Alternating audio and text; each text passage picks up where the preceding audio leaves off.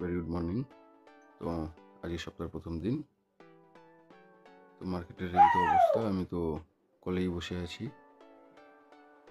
যদি পজিশন নিই তাহলে কলেই নেবো, পুটে নেওয়ার কোনো ইচ্ছা নেই আমার, কারণ আমার মনে হচ্ছে পুটে হয়তো কিছু হবে না। পুটে পয়সা হচ্ছে কিন্তু আমি তো কিছু বুঝতে পারছি না। তোমরা কেউ যদি বুঝতে পারো তাহলে কমেন্ট করো আমাকে। তো কেন আমি কলে বসে আছি, আমার সেট আপ অনুযায়ী দেখতেই পাচ্ছ যেখানে বাই সিগন্যাল চলে এসেছিলো গত সপ্তাহতেই।